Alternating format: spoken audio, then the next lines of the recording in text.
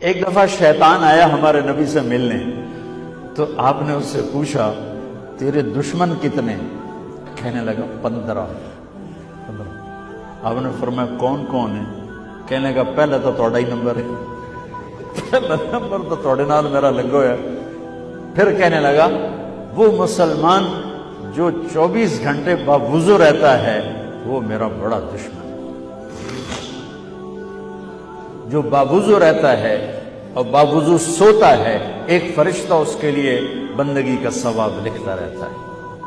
خیر واپس آتا ہوں، میرے نبی نے فرمایا 4 باتیں لے لو اور دنیا بھی تمہاری آخر، ساری PIA زندہ ہو جائے گی، ساری اکانومی زندہ ہو جائے گی، ساری معیشت زندہ ہو جائے گی۔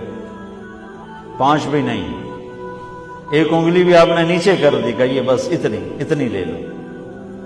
حفظ امانت، صدق حدیث، حسن خلیقت، عفت فی طعمت۔ کیا خوبصورت! ساری زندگی کسی کو دھوکہ نہ دینا، دیانت داری۔ میرے ملک کے ادارے کیوں ڈوب گئے؟ دیانت نکل گئی، کھوٹ آ گئی، دھوکہ آ گیا۔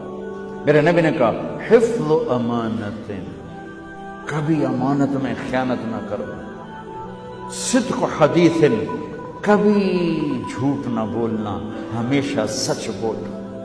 میرے نبی نے فرمایا میرا امتی ہر گناہ کر سکتا ہے، 2 نہیں کر سکتا، ایک جھوٹ کبھی نہیں بولے گا، ایک دھوکہ کبھی نہیں دے گا۔ میرے نبی کی 2 صفتیں ہائی لائٹ ہوئیں، صادق اور بولو کیا ہیں؟ کوئی اور بھی تو ہو سکتی تھی، جس سے مشہور کیا، کعبہ قوسین بھی تو ہے، اور ادنا بھی تو ہے، واللیل بھی تو ہے سیاہ زلفوں والا، والضحیٰ بھی تو ہے روشن چہرے والا۔ کس سے مشہور کیا؟ صادق امین۔ اگر آپ مجھ سے سوال کرو، میں ممبر رسول پہ بیٹھا ہوں کہ مولانا صاحب سارے دین کو 2 لفظوں میں بتاؤ، ساری شریعت کو، تو میرے پاس 2 لفظ ہیں، سچائی اور امانت داری۔ آپ مجھ سے سوال کرو مولانا صاحب ساری دنیا کے کفر کو بتاؤ، تو میرے پاس 2 لفظ ہیں، جھوٹ اور دھوکے بازی، جھوٹ اور خیانت۔ پوری دنیا کا کفر ان کے اندر چھپا ہوا ہے، سچائی اور دیانتداری، پوری دنیا کا اسلام اس کے اندر چھپا ہوا ہے۔ دیانت اور سچائی یہ بیج کی طرح ہے، اور پورا اسلام پھر باغ بن کے پھلتا پھولتا ہے۔ جھوٹ اور دھوکہ یہ بھی بیج کی طرح ہے، پھر اس سے کفر کا جنگل کانٹوں بھرا جنم لیتا ہے۔ میرے معاشرے سے جھوٹ نکل جائے، دھوکہ نکل جائے، یہ پاکستان جنت کا ٹکڑا ہے۔ اور یہ حکومت کے بس کا نہیں ہے کہ وہ سب کو سچ بلوائے، یہ مجھے کرنا ہے، میں نے اور آپ نے اس کو شروع کرنا ہے۔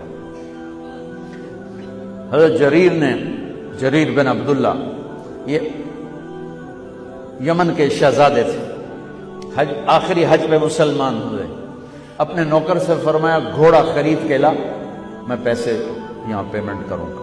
وہ منڈی میں گیا، 300 روپے کا گھوڑا لے کر آیا۔